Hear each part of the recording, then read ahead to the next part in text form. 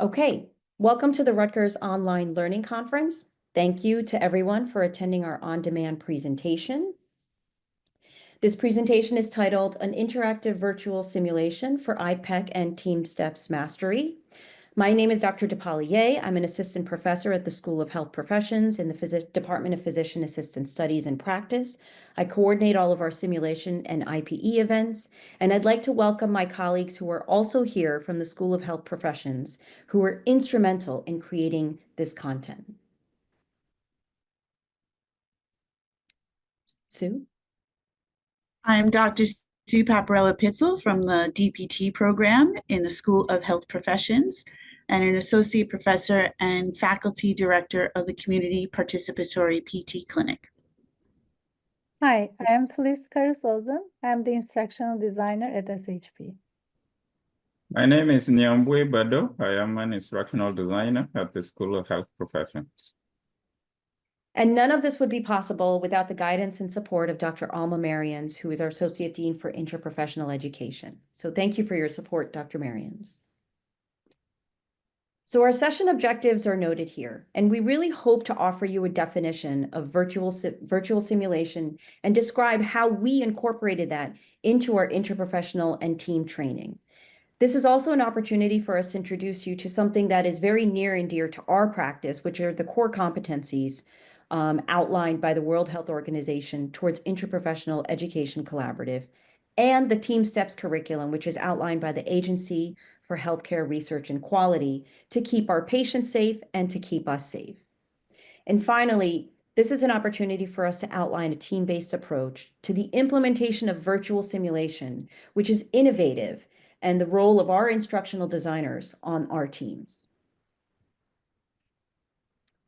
So in terms of the brief description of what we are about to present to you, it's pretty imperative for students in health professions programs to effectively communicate as part of an IP team and translate these skills in the clinical setting to make sure that we have positive patient outcomes and reduce medical errors. So the session that we have developed explores the innovative use of virtual simulation, and we use it as a platform to teach and to assess both TeamSTEPPS and IPEC competency content. Ours was a hybrid approach, where our students were able to engage in both an asynchronous learning environment and then came together for the synchronous element for game day, as Dr. Paparella and Pitzel will discuss later on. So we felt this was a call to action in breaking our students out of their siloed curricula and engaging with each other, reflective of their career life. The asynchronous approach allowed our students to work clinically in an environment without barriers such as time and space and geography. And so through the lens of realistic patient cases that we developed ourselves, our learners engage in a virtual world to understand the roles and responsibilities of clinicians, which are essential.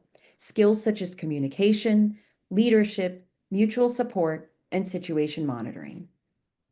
Even our developmental team is interprofessional. We had multiple clinicians, educators, and our two fabulous instructional designers who are on this presentation. I think we all understand that no startup project is complete without feedback from all the stakeholders. So in this pilot approach, we actually garnered feedback from learners and faculty together. So we are going to discuss our content. How did we adopt and integrate our authentic patient cases? Where did they come from? How did we embed the TeamSTEPPS curriculum? And how did we make this all foundational to the core competencies outlined by the World Health Organization? You really need to have a simulation design that does all of those things. So you need to have sim best practices with learning zones. And what's fantastic is our learning zones came from the Center for Medical Simulation at Harvard, where the training took place. This is a marriage where health profession students have spent years, having paper handouts. And then we're asking our colleagues to adopt this very new, innovative, sometimes scary virtual world to teach in a novel way. So these efforts really could not have taken place without instructional design. And we hope that you participants who are watching this on-demand presentation have an opportunity to leave with some practical tools and some implementation strategies, how you can integrate simulation into your curricula, not to add to the curricula, but possibly replace something, how you can advance interprofessional education, and maybe even improve team performance in various settings. So on that note, I give it over to Dr. Badeau to talk about the ADDIE model. Okay. The ADDIE model was used to guide this project, and it's important to give you just an overview of the model before we get into the project description. So the ADDIE model is a 5-phase instructional design framework used to guide the development and implementation of training content. The process begins with the analysis phase, where a needs assessment identifies gaps in learners' skills and knowledge. An audience analysis evaluates learners' characteristics such as technology skills, prior knowledge, and experience. These insights are then used to define the project's goals.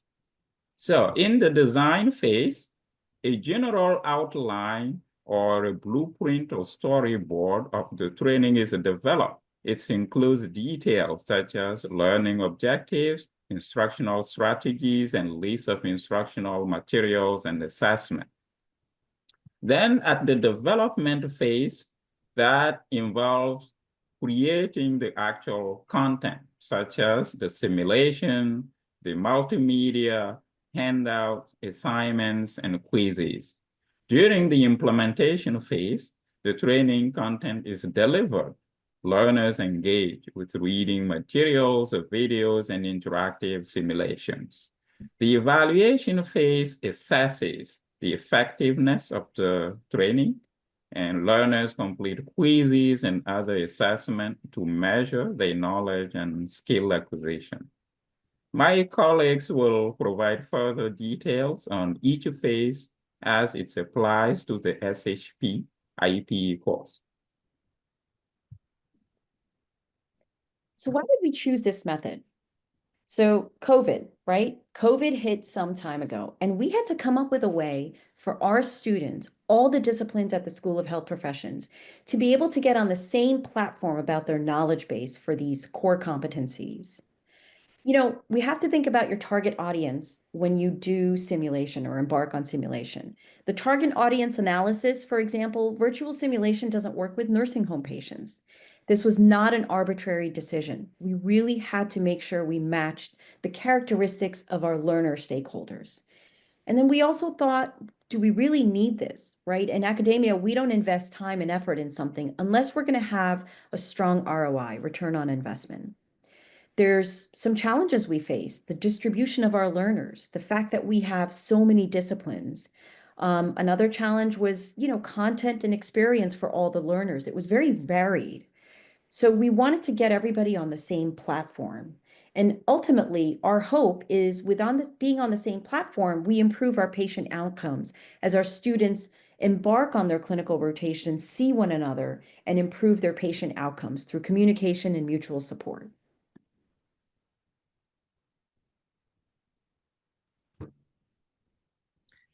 The results of our needs assessment led us to develop and design Part 1, which is our didactic SHP IPE course. The SHP IPE course goals are listed here. A main goal was to train our clinician learners, specifically in the School of Health Professions, for interdisciplinary communication skills and role identification procedures. To introduce developing clinician learners to various SHP professionals and their roles is a vital goal, and it's something we keep in mind for all of our IPE experiences, events, and especially in this Part 1 didactic SHP IPE course. Last goal, which is also very important, is to expose and train clinician learners in the IPEC competencies, specifically the competencies of ethics, roles, communication, and teamwork. And TeamSTEPPS principles help us to empower the students to have a skill to execute teamwork when they're in IPE events and experiences, both in their educational settings as well as their clinical settings. Part 1, it's important to note, was created by and designed by SHP faculty with the help of students to provide a uniform baseline knowledge for all SP clinician learners to go further in IPE events, experiences, and more importantly, in their experiences once they're out in the clinical world.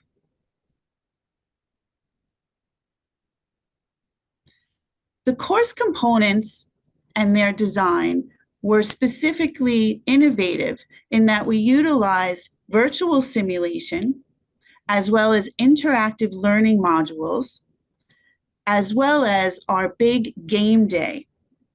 This all led to a full IPE training session for students to stay engaged and for faculty to also engage their students in interacting with one another.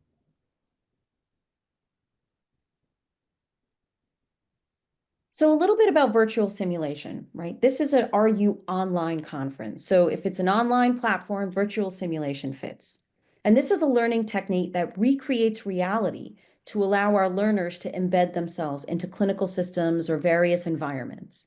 It involves real people operating these systems. You need to involve decision making. It allows for motor control practice, communication practice. It is often used in healthcare settings. It's been used for a long time. And it allows our students to really immerse themselves into these clinical scenarios, to enhance their knowledge retention. And it actually has been shown to improve learner satisfaction without risking patient safety. Current use in healthcare for virtual simulation includes surgical training. The Da Vinci robot has been used for this, emergency response, and of course, VR rehab therapy.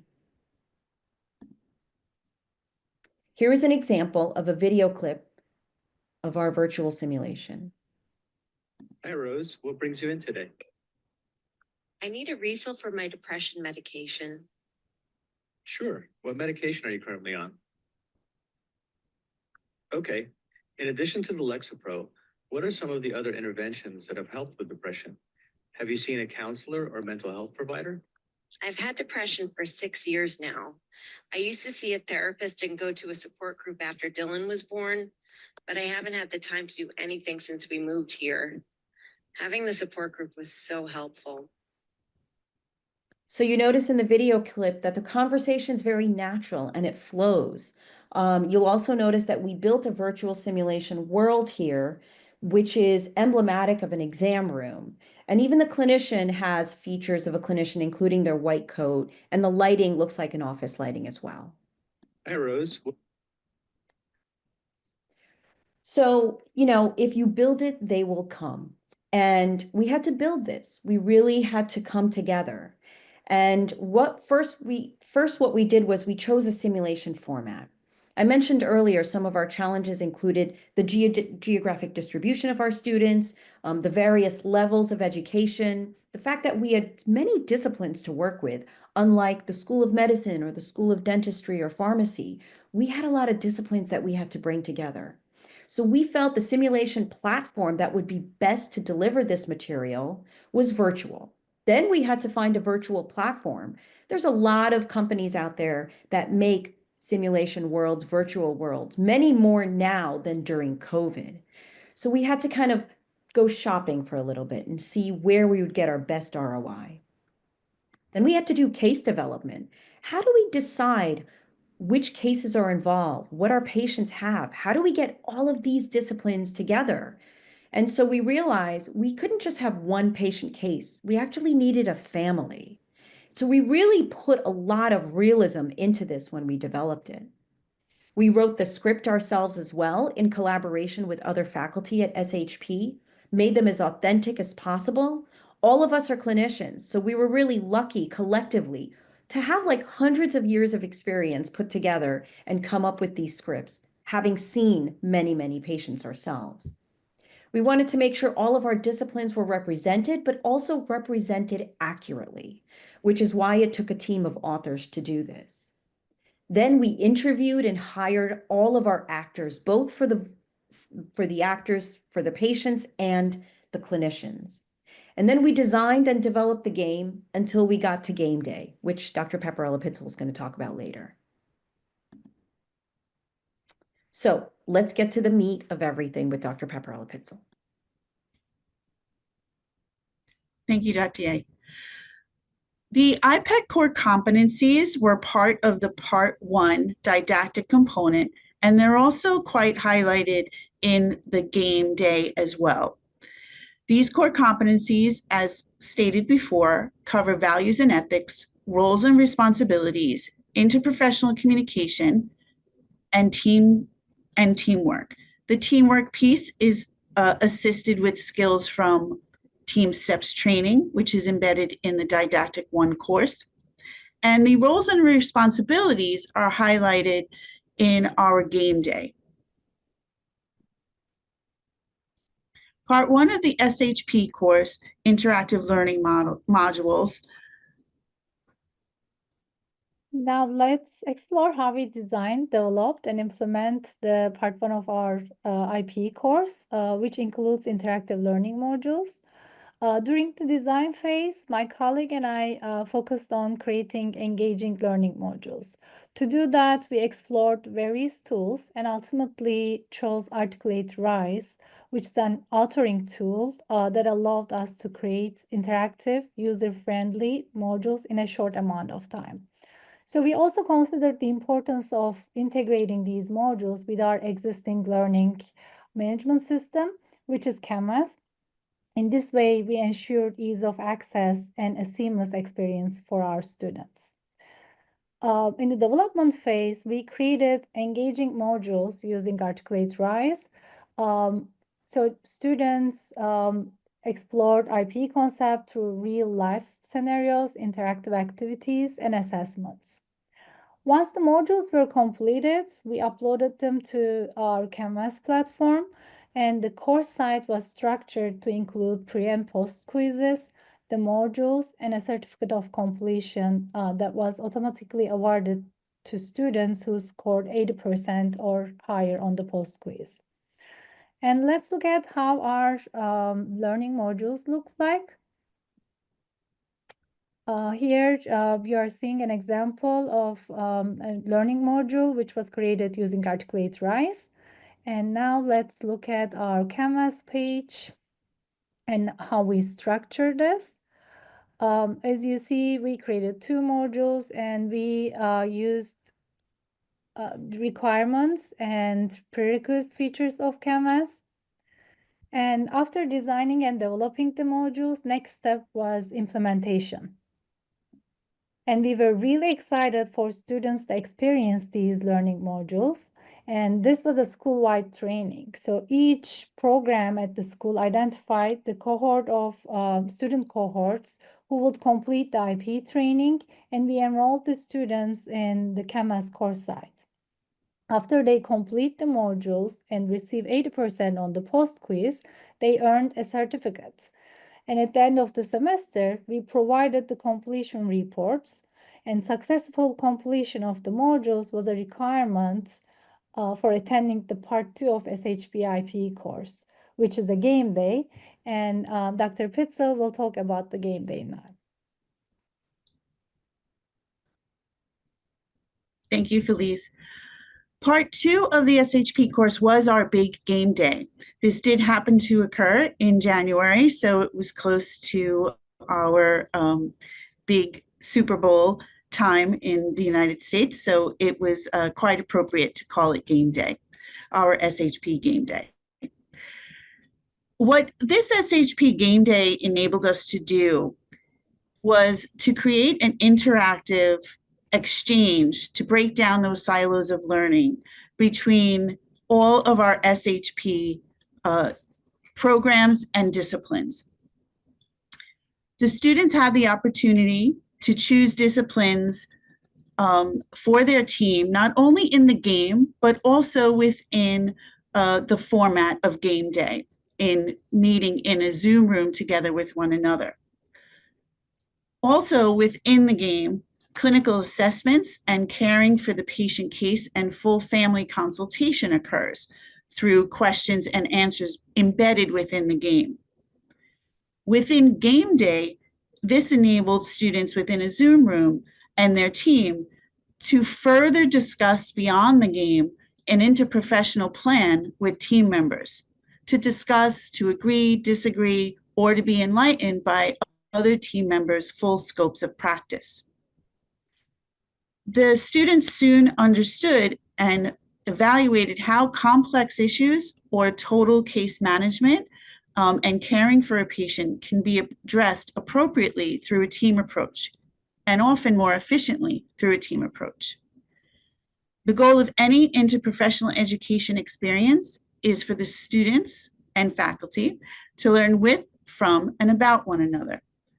And that's what we intended to do for our big game day. It is quite a feat for this game day because we have over 350 SHP students attending this game day.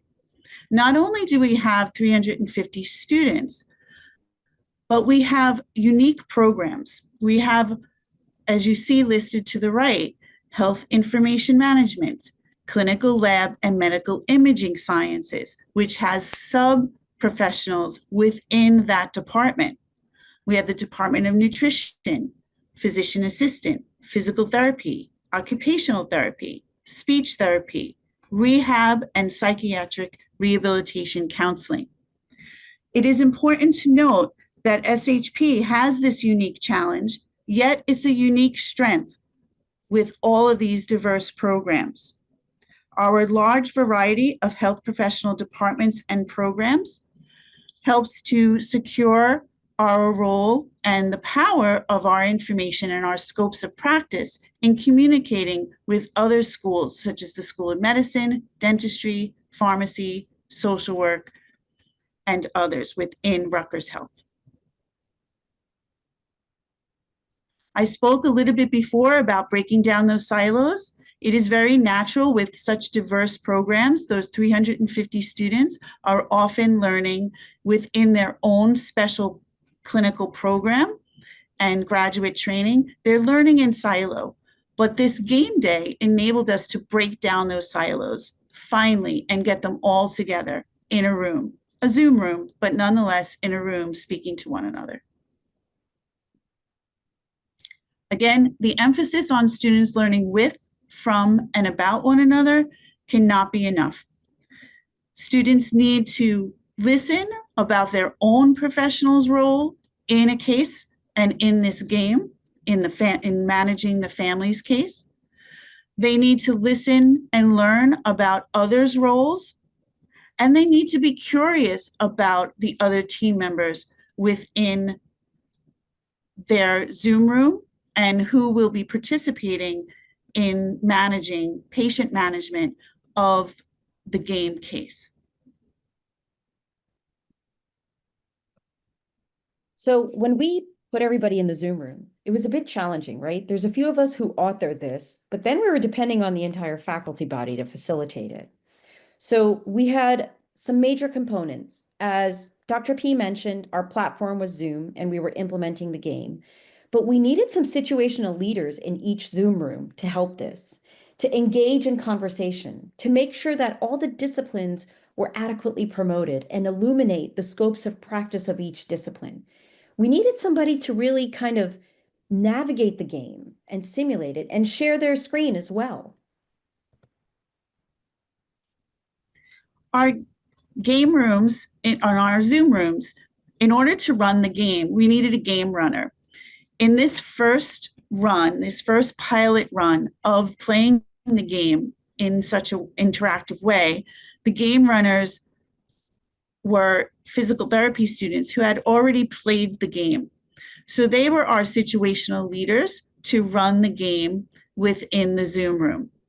We also assigned, as in all Zoom room communications, a chat monitor in case students felt more comfortable chatting than unmiking and engaging with the case, with the game, and with the other students.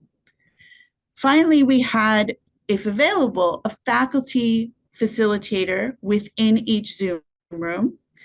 If a faculty facilitator was not available, we appointed a student to be a Q&A facilitator. The full student team was in the Zoom gallery, and each of these roles was further enforced upon entry into the Zoom room. Again, the game runner was the leader of the game. Their job was to run the game, as well as to prompt the gallery to speak and to share information. As questions and answers for case management came up, again, that were embedded within the game. The game runner also was encouraged to apply TeamSTEPPS principles, such as a huddle, if needed, for the team, the Zoom room gallery team, to meet and discuss the case, and then come up with an answer for the game prompts. They had approximately 45 minutes to play the game. Some moved faster through it than others because discussions did vary from the over 50 rooms that we had as breakout rooms for game day.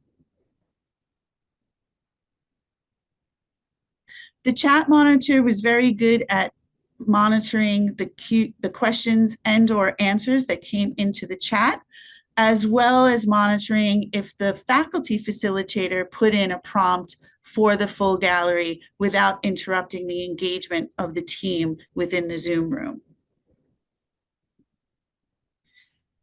The Q&A facilitator, as just mentioned, would either utilize the chat function to send a prompt and or unmic and help to facilitate the team to move through. The faculty facilitator often would have to jump to monitor another room in some cases, but for the most part, the Q&A facilitator in this first pilot stayed very quiet and in the background and let the students lead. Again, this was a perfect example of student leadership as well as role embracement and identification for both the roles within the breakout rooms, but also for their roles in the team management of this case simulation.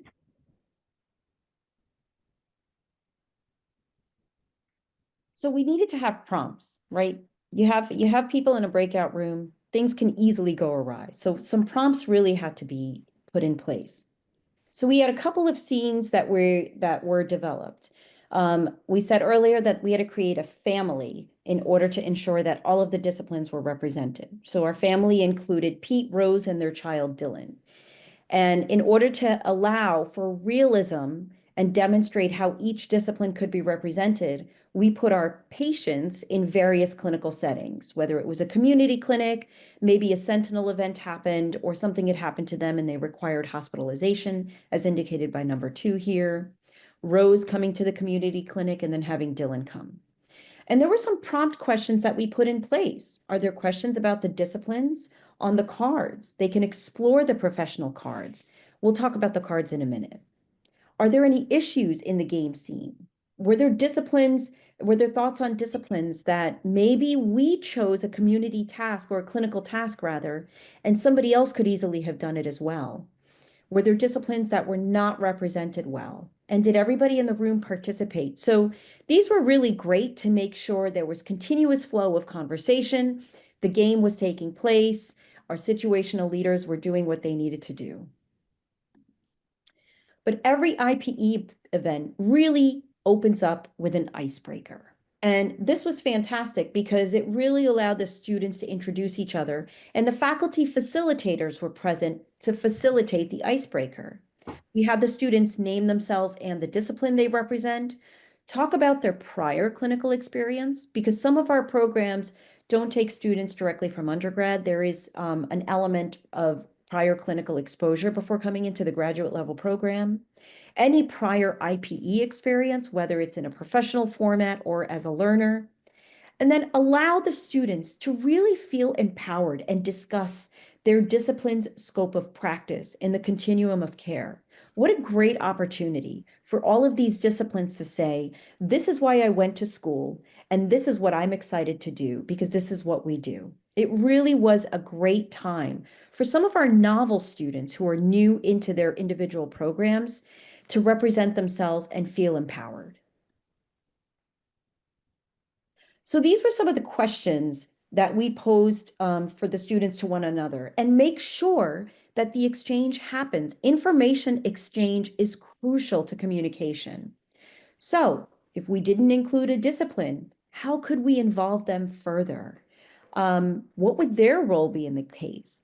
I had the opportunity to jump from room to room, and it was really wonderful to hear students talk about how their discipline would be represented in this game. There was also an opportunity for role clarification. That was fantastic. That was the whole purpose of putting this together. And this last slide, this last bullet, I really want to highlight. The last bullet was placed by faculty from our bioinformatics department. What is the role of documentation in patient care, right? What are some approaches for accurate patient identification? What are the circumstances in each scenario? Documentation is so key. We rely on that. And who better to introduce us to that than bioinformatics? This really just goes to show that the subject matter experts that would not otherwise be involved in an IPE event were absolutely necessary on our interprofessional team in creating this particular IPE structure. So now, welcome to the game, right? The day is here. As Dr. P said, it's go time. So we had our players move through various healthcare settings located in an urban environment. We wanted to be as representative of the locations of our various campuses as best as we could. We informed them, right? Every good simulation begins with a good pre-brief. So we informed that they are going to embark as part of a care team to a family that just moved to town, Pete, Rose, and Dylan. They were going to be involved in an interprofessional community clinic, a hospital, and specialty services.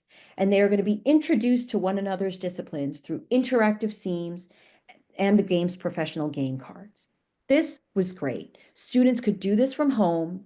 Students still learn with, from, and about each other. They learn TeamSTEPPS, and they learn the IPEC competencies. Here's an example of a virtual interaction that took place. Hey, yeah, thanks for sending me in. I just moved to the area. I just got a new job, and my insurance hasn't kicked in yet. I need a refill of my meds, too. I am running out of metformin and wanted to get a new prescription. Great.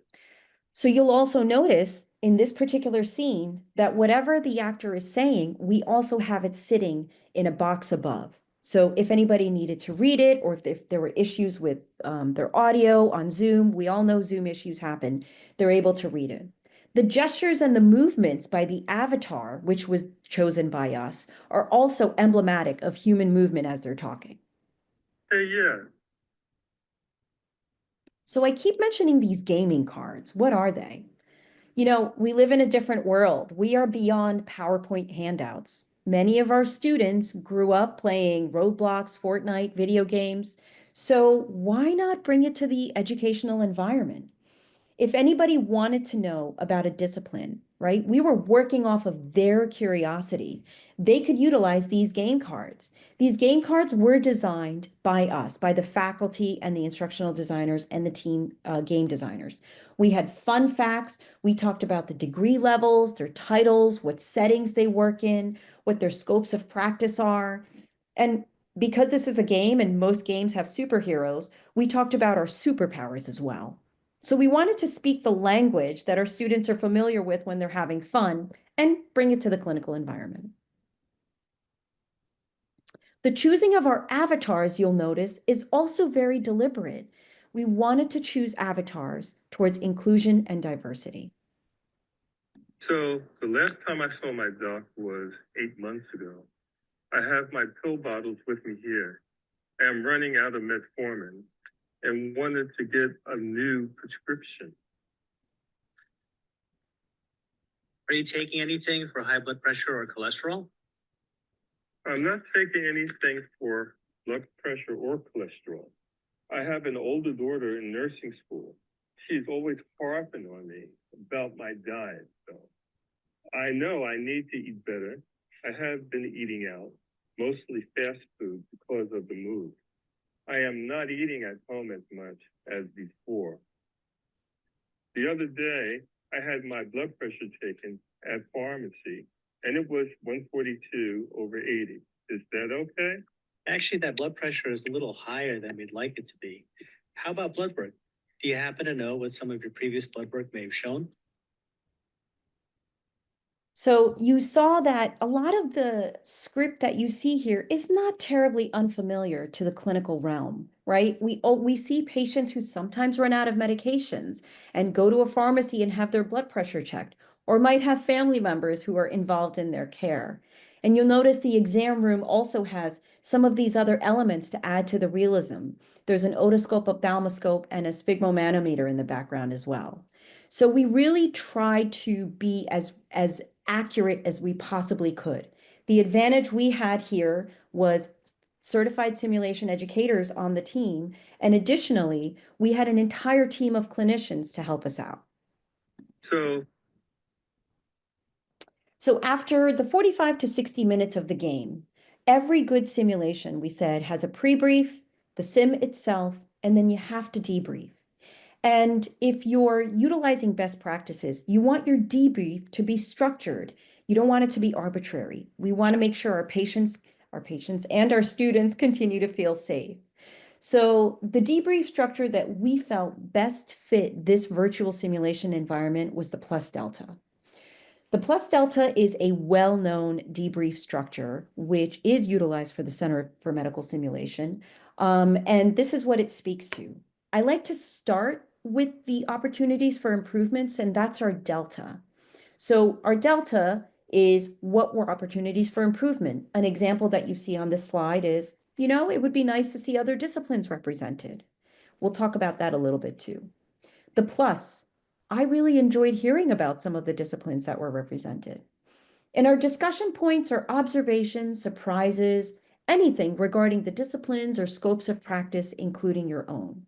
One of the discussion points that I exemplify here is how important it is for psychosocial rehab to be involved in a care team planning. So this is one piece of a structured debrief, but when we do the debrief, we like to dedicate enough time to it. Cognitively speaking, in a simulation, students sometimes can't process things, learners, until they get their initial reactions out of the way. So we always start our debriefs with our initial reactions. How do you think it went? How do you feel? At this point in time, students like to do self-critiquing, and I really discourage that because it's important for us to capture how they're feeling. And then we can start talking about our deltas and our pluses. What were some of the cases that you saw? How about the game sections? What were opportunities for improvement, which is number 3? Potential issues to discuss. And then let's end on the positive. What did the group do well? What went well for you? And what are your takeaways? This is my favorite part of debriefing. What did you learn from this simulation that you didn't know before, or that you are going to apply, whether in your academic training or in your professional life? So that is a great way and a great structure to debrief any simulation. Within the debrief, as well as within our own faculty reflection and getting feedback from students, we wanted to focus on quality improvement of the game day itself, quality improvement of the game, as well as quality improvement of the Part 1 and Part 2 components of the IPE course. Keeping in mind for all of this that the underpinning of the game, as well as Part 1 and Part 2 of the IPE course, focus on our SHP strategic plan, as well as Rutgers Health strategic plan. The development of level 2 of the game, for example, will include expansion on TeamSTEPPS question and answers and prompts within the game itself.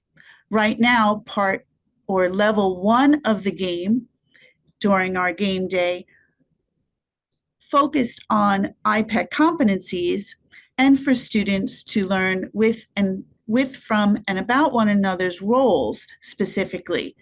Whereas level 2 of the game and their prompts will focus on the best TeamSTEPPS communication tools to use to enhance performance and patient safety. So we got this far. Took us about 5 years. But there are some future opportunities that we'd really like to integrate here. It would be great to have other professions involved. School of Nursing, School of Dental Medicine. Medication reconciliation is huge in medicine right now, so even School of Pharmacy. We will likely require some updated versions with new recordings, but we would like to adhere to the same actors if we could. This will all enhance our learner experience. It would be great to package this and expand it to other institutions so they can also utilize it. And as we continue to integrate simulation into Rutgers University, it would be really great to utilize something like this to help meet our SSIH competencies for global sim centers. I want target audiences who are listening to this talk to consider not adding this to curricular content, but potentially replacing your curricular content and enhancing it with the use of virtual simulation. Thank you so much for listening. If you would like to get in touch with any of us, here is our contact information.